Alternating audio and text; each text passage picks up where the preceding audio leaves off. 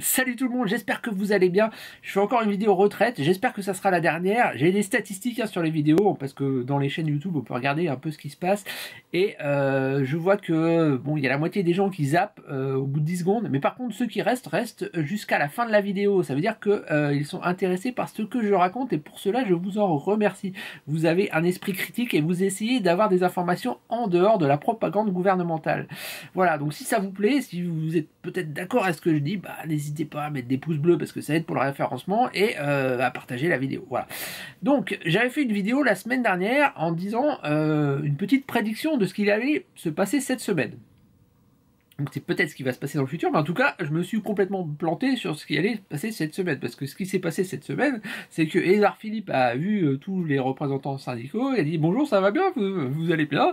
Vous voulez toujours pas de la retraite à 64 ans? Non, non? Bah moi, oui. Bon, bah on se revoit. Bonne fête de fin d'année. À l'année prochaine. » Voilà. Ça s'est passé comme ça. Donc, prochain combat, on va dire, le 9 janvier de l'année prochaine. Et bon, bah ça va se tasser un peu pendant les fêtes, hein, parce que, bah, on va pas dire, les grévistes sont comme tout le monde, ils ont aussi envie d'avoir un Noël. Voilà. Bref. Alors, par contre, ici, il y a des choses qui se sont passées que j'avais pas du tout prévues. Bon, bref. Alors, monsieur Delevoye, là, celui qui va dire, a chapeauté un peu les retraites, bon, bah, il a été pris la main dans le pot à confiture, et puis on lui dit, bah, quand même, vous avez oublié de déclarer 13 mandats. 13. Non, pas 1 ou 2. Ah, bah, j'ai oublié. 13 mandats. Ça commence à faire beaucoup, hein. Ah oui. Ah, bon. Donc, puis en plus, il s'était planté dans sa déclaration de patrimoine. Alors le mec, quand même, il est assez fort. Il dit, ah, c'est pas moi, c'est ma femme. C'est ma femme qui a fait la déclaration. Bel esprit. Et puis bon, il dit, bon, bah, oui, bon, voilà, bon, moi je vais rembourser. Bah, je dis, bah, vous avez été payé 140 000 euros. 140 000 euros, ah oui, bon, bah, attendez, j'en ai un qui traîne sous le fauteuil, là, je vais vous donner ça, il n'y a pas de souci. 140 000 euros, bah, je les ai mis de côté, comme je vous les rembourse, il n'y a pas de souci. Bon, envie de démissionner. Alors, qui ils ont mis à la place? Bah oui, parce que, ils ont mis quelqu'un à la place. Alors, monsieur Sejourowski, là, je sais pas quoi. Qui est ce monsieur? C'est le rapporteur de la loi travail. De la loi travail. Magnifique loi travail. Donc, avant ces ordonnances-là, le code du travail était le même pour tout le monde. Alors, vous avez un code du travail, et puis aussi, ouais, quand même, code du travail, non, ça serait bien qu'on fasse un truc, c'est que chaque entreprise ait le droit de négocier avec ses patrons pour son propre code du travail. Ah bon? Donc il n'y a plus d'universalité du code du travail? Non. Non, c'est chaque entreprise a son propre code du travail. Il y en a 40 000 différentes, hein, suivant votre profession. Ok. Donc pour le code du travail, il n'y a plus d'universalité. Mais par contre, pour la retraite, il faut quelque chose d'universel. Ok, bon, d'accord. Bon, j'ai pas trop suivi, mais pour eux, c'est dans leur logique, c'est logique. Bon, bref. Et donc, d'où vient ce monsieur? Alors, il était DRH chez Auchan. DRH chez Auchan. Ah oui. Et si vous avez suivi les informations, ce cher monsieur DRH, eh ben, c'est le fameux monsieur qui a viré une caissière parce qu'elle a oublié de scanner un pain au chocolat à 80 centimes à sa caisse. C'est-à-dire, t'as oublié de scanner un pain au chocolat à 80 centimes. Hop, faute professionnelle, t'es viré. Voilà. Donc c'est ce cher monsieur-là, très sympathique, qui va nous faire la loi sur les retraites. Oh, ben, on est enchanté. Puis il y a aussi quelque chose qui s'est passé aussi, c'est que la ministre du Travail, Pénicaud, là, c'est la ministre, on ne comprend jamais rien à ce qu'elle dit. Elle dit bonjour madame la ministre, alors les retraites, comment ça se fait que les gens vont avoir plus d'avant? Oui, mais alors c'est par rapport au calcul du poids. Bon alors le poids il vaut combien? Voilà, ça c'est Pénicaud. Bon, si vous avez repéré là, avec les cheveux un peu hirsutes. Eh bien, cette Madame Pénicaud, elle a déclaré, forcément, dans ses activités, qu'elle était membre du conseil d'administration du Forum économique de Davos. Ah, les gens bien. Alors, elle a dit, ouais, mais par contre, bon, là, par rapport à la réforme des retraites, bon, bah, ça va se voir. Parce que, bon, à Davos, t'es en train de boire des coups et du champagne avec le mec qui dirige BlackRock, le plus gros fonds de pension américain. Puis bon, à Davos, t'as tous les plus grands dirigeants de la planète, t'as Nestlé, t'as tout. Bon, il y a un peu conflit d'intérêts. Ça serait bien que tu démissionnes quand même, parce que bon, les gens, ils sont pas cons, à un bout d'un moment, ils vont s'en apercevoir. Ah bah oui. Bon, il dit monsieur. Bon. Bon bah ça change pas grand chose, hein. On prend les mêmes et on recommence, hein. C'est même pas une île crabe. Voilà. Bon, alors à la réforme des retraites, je vais vous tout réexpliquer. Bon, pourquoi vous allez être perdant. Alors, premièrement, les femmes. Alors là, c'est hyper simple. Ça, c'est hyper simple. Vous avez déjà 50% de la population, vous allez comprendre en 2 secondes pourquoi vous êtes perdant. On vous dit, les femmes, vous allez être gagnantes. Ah, vous êtes gagnante. Ok. Alors, comment on va être gagnante? Alors, c'est très simple. La durée de cotisation, ce ne sera plus... enfin, votre salaire que vous allez avoir à votre retraite, votre salaire, votre retraite du coup, sera calculé non plus sur les 25 dernières années, sur les 25 meilleures années, mais sera calculé sur votre carrière entière, les 43 ans. Ah, et comment je vais avoir plus de retraite en calculant sur la carrière entière où j'ai eu des enfants que sur mes 25 meilleures années? Ah bah, là déjà, si vous avez la solution, expliquez-la moi, parce que là... donc là, déjà, il y a la moitié de la population qui est convaincue, hein, normalement.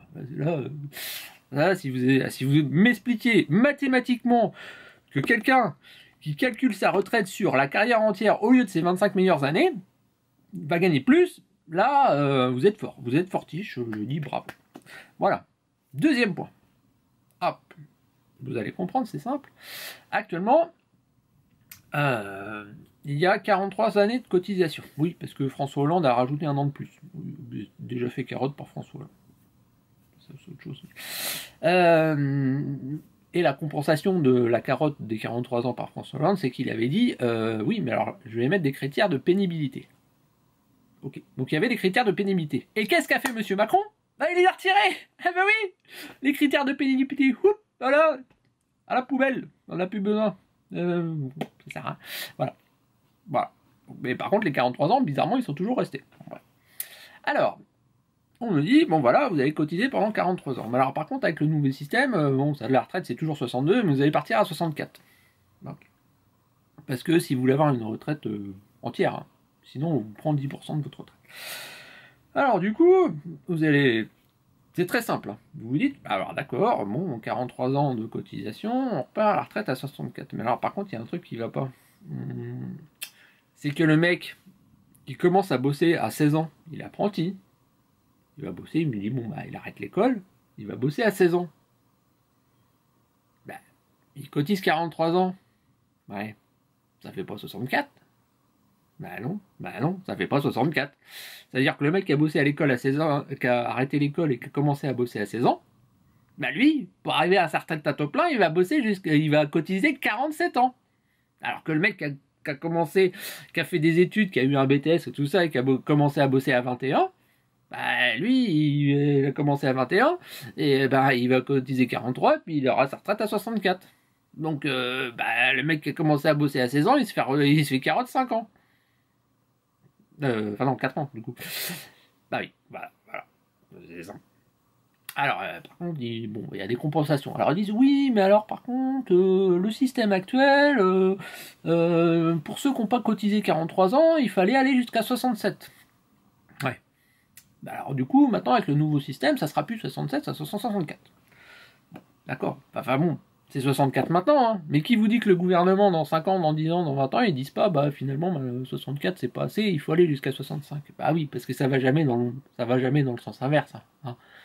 Il n'y a pas un gouvernement qui va vous dire, ah bah désolé, on a trop d'argent, vous avez le droit de bosser jusqu'à 60. Non, ça n'existe pas. Bon, bref. Voilà, donc les deux carottes, hein. Donc là, j'espère que j'ai réussi à convaincre certaines personnes. Alors, pourquoi on veut faire cette réforme de retraite? Bon. Alors, il y a 2 points. Déjà, c'est fortement conseillé par les commissions européennes. C'est l'Europe qui dit, ouais, bon, bah, là, on a des projections, ça serait bien que, bon, du coup, vous allongez la durée de cotisation ou l'âge de départ à la retraite. Voilà. Donc ça, c'est le programme des Républicains. Les Républicains, alors là, ils sont à l'Assemblée, les députés républicains, ils disent non, nous, on n'est pas d'accord avec la réforme de la retraite. Alors qu'est-ce que vous proposez? Ah ben nous, c'est très simple, hein, on va pas tout remettre à plat, mais on propose la retraite à 65 ans. Ah. Oui, bon bah, Ça va changer grand-chose, de toute façon, on se fait carotte. Donc, voilà. Mais bon, c'est un autre système, c'est un autre débat. Bon, bah, voilà. Donc ça, c'est la Commission européenne qui dit, 2014, se dit, et François Hollande, d'ailleurs, il a suivi les prescriptions de la Commission européenne, il dit, bah, ça va arranger, il est passé de 42 à 43, il a fait ce que lui a dit l'Europe. Macron, il fait ce qu'on lui dit, ce que dit l'Europe. Voilà. Puisque c'est les lobbies financiers qui disent ce qu'il faut. Alors, bon, ça c'est le premier point. Deuxième point, pourquoi il y a une réforme systémique? Parce que c'est pas des petits ajustements. Hein. Alors j'ai entendu, d'ailleurs ça m'a assez surpris, mais en bon, je lis un peu les sondages quand même, parce que bon. Alors au niveau des sondages, hein, il y a 57% des gens qui sont contre la réforme. Ce qui n'était pas le cas au début des grèves, puisque c'était 50-50. Mais bon, petit à petit, il y a quand même 7% de la population qui a réagi et qui commence à réfléchir et qui veut bien qu'on va lui mettre à l'envers. Voilà, c'est bien. Donc j'espère peut-être convaincre encore 2-3 personnes avec cette petite vidéo. Bref. Et du coup, qu'est-ce que je veux dire au niveau de cette réforme systémique, pourquoi il change? Ah bah oui, parce que tous les économistes disent bon, on comprend pas, il n'y avait pas urgence. Les prévisions du corps disent que peut-être en 2025 il y aura un manque de 7 milliards en 2025. Bah bon, déjà les mecs ils sont pas capables de prévoir la croissance à 6 mois, alors bon, 2025, bon, voilà. Et donc ils disent voilà, ça serait bien qu'on fasse une réforme. Ouais, d'accord. Juste la réforme qu'il faut faire, c'est trouver 7 milliards. Hein. C'est pas changer tout le système. Bah non, c'est juste, nous, il y a un manque d'argent, on veut 7 milliards. Bon, 7 milliards, ça se trouve. Hein. C'est pas... Alors, elle dit, ouais, quand même, 7 milliards. Je peux vous dire que c'est peanuts. Hein. Au niveau de l'économie mondiale, les budgets de l'armée américaine, ça se coûte en centaines de milliards. 7 milliards, c'est pas BZF. Hein. Alors donc, du coup, ils préfèrent changer tout le système pour 7 milliards. Pour quelque chose qui, on va voir dans les explications par la suite, qui va coûter plus cher. Hein. C'est-à-dire qu'on va, dire que ça va leur coûter plus cher de réformer le système que ce qui est à la base pour en gagner plus. Oui, c'est très simple, hein, mais bon bref. Pourquoi il y a une réforme systémique? Alors, c'est principalement pour inciter à la capitalisation privée. C'est bizarre quand même, parce que la capitalisation privée, ça existe déjà. Oui. Vous trouvez que votre retraite ne sera pas assez élevée, vous pouvez déjà aller dans une banque et faire votre propre économie pour retraite, ou il y a des retraites complémentaires, ça existe déjà. Ah bah oui, ça existe déjà, sauf que là, tout est fait pour inciter à la capitalisation. Je vous explique, la loi Pacte. Qu'est-ce que c'est la loi Pacte? Oui. La loi Pacte, c'est une loi qu'il y a eu l'année dernière. C'est la loi qui a décidé que la Française des Jeux, patrimoine français, la Française des Jeux, ça fait ching, ching, ching, ching, ching, ça rapporte des milliards, mais voilà. Fallait la vendre au privé, parce que bon, voilà, hein, c'est une entreprise qui fait de l'argent, et qui rapporte de l'argent à l'État, donc faut la vendre. Logique. Voilà. Donc cette loi, il y a aussi d'autres choses qui sont passées. Et dans cette loi, il y a une petite qui dit que si vous donnez de l'argent dans des banques à capitalisation privée, ça va être déductible des impôts. Oh c'est magnifique ça. Ça veut dire que si moi je vais dans ma petite banque privée et que je mets 1000 euros sur le compte d'une banque privée, je ne paierai pas là. Je serai en déduction d'impôt. Oh c'est magnifique ça. Et cette déduction d'impôt, oui, forcément, c'est de l'argent qui ne va pas dans les caisses de l'État. Et qui ne va pas à vous, qui ne va pas à l'éducation, qui ne va pas à la santé, qui ne va pas aux routes. Ça va dans les poches du privé. Voilà. Oh vous me l'avez pas dit ça. Oui, mais je le dis. Et du coup, il y a d'autres choses qui sont dans cette réforme des retraites, mais que vous ne voyez pas, vous, parce que ça ne vous concerne pas, ce sont les salaires à plus de 10 000 euros. Alors il y a une petite loi, une petite carotte qui est très forte d'ailleurs. C'est que jusqu'ici, en fait, vous avez un plafonnement de retraite à 20 000 euros. C'est-à-dire que déjà, vous avez 20 000 euros par mois. Bon, ça va, vous allez vous en sortir, hein, vous n'allez pas crever la dalle. 1 000 euros par mois. Bon, ça c'est le maximum de retraite qu'on peut obtenir en France.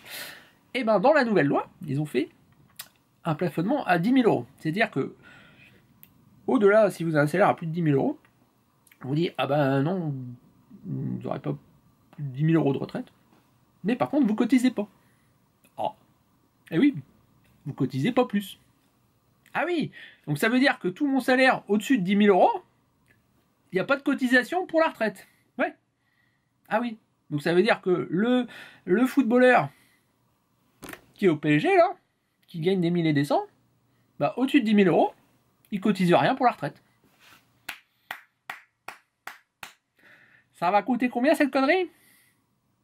10 milliards. Ah bah dis donc. Justement, c'était l'argent qui nous manquait pour financer les retraites, dis donc. Voilà. Et tout cet argent, en plus des 10 000 euros qui ne va pas dans les caisses de l'État, bah les mecs, ils vont se dire, bah bon, bah de toute façon, on paye pas de cotisation, bah on va les mettre dans une banque privée. Voilà. Et c'est les banques privées qui récupèrent l'argent. Ah là là. C'est peut-être un nébuleux, hein, mais non, vous voyez bien, hein, on va vous la mettre à l'envers. Bref, alors, pour les régimes spéciaux, on entend tout et n'importe quoi. Bon, alors il y a un sondage, autre sondage, qui me dit que là, pour le coup, j'étais pas vraiment au courant. Je savais pas à quel point les gens s'en foutaient des fonctionnaires. Dit 70% de la population est d'accord pour une harmonisation et que les fonctionnaires n'aient plus un régime spécial. Ok. Bon bah les Français n'aiment pas les fonctionnaires. Bon bah pourquoi pas, hein, ça c'est, je veux dire, bon, c'est une des bonnes idées, il n'y a pas de souci. Alors, sauf que bah il y a les régimes spéciaux, sauf que bah, les professeurs on dit bon bah voilà bah pauvre dame, vous allez perdre 400 euros brut par mois quand vous serez à la retraite. Ah bah oui, bah c'est pas juste, parce que moi j'ai signé un contrat, bah je sais où j'en suis, je me dis bah si j'ai été dans l'éducation nationale, c'était pour avoir une bonne retraite. Bon, peut-être pas la seule raison, mais on me dit bon bah vous changez les règles en cours de route, ça va pas. Alors on va faire des compensations. On va augmenter tous les salaires des enseignants. Ah bon, bah c'est bien ça, mais combien ça va coûter? 10 milliards. Ah bah c'est con. Bah justement, on cherchait 7 milliards. Et vous en avez dépensé 10 pour augmenter les professeurs. Ah, donc vous voyez bien que là, on fait pas une réforme des retraites pour des raisons financières. On se fout de votre gueule. Et les régimes spéciaux? Alors je fais la liste, hein, c'est long. Les policiers, les gendarmes, les militaires, civils et militaires, les gardiens de prison. On ne touche pas à leur régime spéciaux. Ils auront le droit de partir à 57 ans. Parce que le ministre a dit, bah oui, mais vous comprenez, c'est des métiers fatigants, ils ont le droit de partir. Ah bah d'accord, je comprends, c'est des métiers fatigants. Les autres, les fonctionnaires, les autres fonctionnaires, c'est que des feignasses. Donc, bah, ils peuvent bien partir plus tard. Alors, mais par contre, bon, on me dit, bon, bah, ouais, c'est quand même des corps étatiques, bah, pourquoi pas. Ah, mais ouais, autre chose, ma pauvre dame. Les routiers. Bah, les routiers, ils font grève. On dit, bah nous, on n'est pas contents de nos conditions de travail. On est sur la route toute la journée, c'est pas simple. Alors, on dit, bah, voilà, et oh, en plus, vous touchez à nos retraites, faut pas déconner. Alors, qu'est-ce qu'elle a dit, la ministre des Transports? Ne vous inquiétez pas. Alors, les routiers, ils ont un régime spécial qui fait qu'à partir de 57 ans, hein, pour ceux qui sont trop cramés, ils ont le droit de rester payés à la maison, à rien foutre, et puis en attendant la retraite. Donc, la ministre des Transports, elle dit, ah non, ne vous inquiétez pas, nous, on va pas toucher à votre régime spécial des transports. Ah bah d'accord. Ok. Alors, le premier qui est fort, qui peut m'expliquer pourquoi un routier qui passe 8 heures par jour sur la route, c'est un métier fatigant et qu'il a le droit de partir à 57, et pourquoi un conducteur de métro qui passe 8 heures par jour dans un tunnel tout noir, 7 jours sur 7, c'est pas un métier fatigant. Ah bah, ça, si vous arrivez à me le dire, chapeau. Donc les régimes spéciaux n'existent pas. Il n'y a pas de disparition des régimes spéciaux. On met des rustines sur chaque truc qui vont coûter un fric monstre et qui va faire que la réforme va coûter plus cher que si on ne faisait rien. Voilà. Et les régimes spéciaux des retraites chapeau. Les 100 plus gros salaires en France, ils ont des retraites chapeau. Combien ça coûte? 40 milliards. 40 milliards. On donne aux personnes, aux patrons les plus riches du CAC 40 en retraite. Alors oui, mais alors j'entends le mec derrière là, qui est de l'ultra-libéral qui va me dire, ah ben oh ma pauvre dame, là vous confondez tout, là, c'est pas de l'argent public, c'est de l'argent privé, c'est l'entreprise qui lui donne sa retraite chapeau, c'est pas l'État. Et le problème? Bah le problème, c'est que quand vous allez voir votre patron pour dire, là les SMIC c'est bien, mais tu pourrais peut-être me donner 50 balles de plus parce que moi à la fin du mois je suis à la gorge. Et que le patron il vous dit, ah bah nous aussi on a la gorge, hein. Franchement si je vous demande de 50 euros, bah moi je mets la clé sous la porte.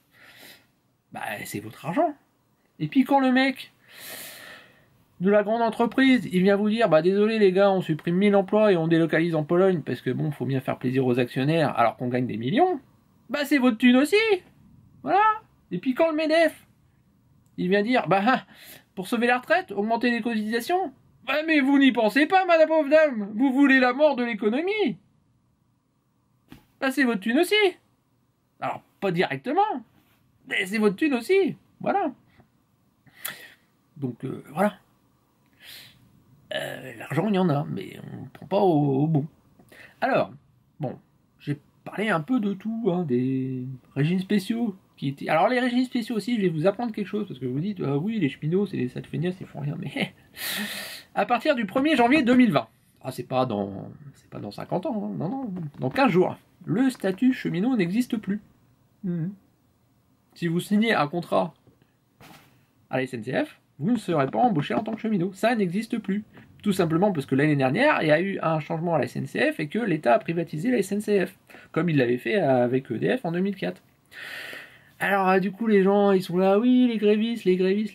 Bah, les grévistes, quand ils ont gueulé pour pas qu'on privatise les autoroutes, vous les finissez de grévistes, et ben, résultat quoi? Maintenant, les autoroutes, elles sont privatisées, et maintenant, vous gueulez parce que les autoroutes, ça coûte la peau du cul. Bah ouais. Ah bah là, c'est quoi? Vous allez gueuler parce que les trains sont trop chers? Bah, c'est exactement la même. Donc voilà. Alors, je vais parler de beaucoup de choses. Mais alors maintenant, on dit, bah, c'est quoi les solutions?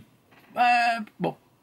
Eh ben, le statu quo, c'est pas mal en fait, parce que du coup, il y a 159 milliards de réserves. Et on nous dit qu'il y aura 7 milliards de déficit en 2025. Hein, donc ça veut dire concrètement on peut tenir jusqu'à 2030. Hein. Donc là, il y a eu 18 mois de négociations avec les syndicats pour aboutir à rien. C'est Macron qui décide de ce qu'il va faire. Vous n'êtes pas d'accord? Tiens, voilà. Et aucune concertation. T'as l'impression que c'est le stagiaire qui fait des photocopies qui te l'a annoncé la réforme des retraites. Fait gamin, tu peux pas nous faire une petite réforme des retraites sur le coin de la table hein, avec des chiffres parce que quand même les Français ils ont bien envie de savoir combien ils auront la retraite avec ce nouveau système hein. Oula c'est un peu compliqué à la valeur du point mais combien ils vont avoir exactement oh non on n'y comprend rien de toute façon. Bref. Alors par contre, alors si je vais finir par un truc mais qui me fait rire, mais bon voilà. Quelles sont les solutions? Bon, le statu quo, c'est pas mal. Hein. Bon, pourquoi si vraiment les Français veulent que les fonctionnaires bossent 43 ans comme les gars du privé, bon, bah, le gouvernement peut le faire sans faire une réforme systémique. Hein. Il n'y a pas de souci par rapport à ça. Bon, ils vont gueuler. Ils vont gueuler quand même, hein, parce que finalement, si tu leur tires de la thune, c'est un peu normal que les gens gueulent. Voilà. Mais du coup, les gens du privé vont dire c'est leur problème. Hein. C'est pas notre problème. Nous, on se fait pas carotte, donc démerdez-vous. Bon, ça, ils peuvent le faire. Ils peuvent le faire. Donc, le statu quo, enfin, il peut y avoir le statu quo, il peut y avoir une réforme des régimes spéciaux sans faire de régime systémique.